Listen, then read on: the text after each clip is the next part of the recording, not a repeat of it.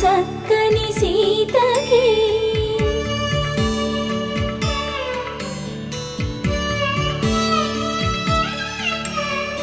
ఎర్ర జాబిలి చేయి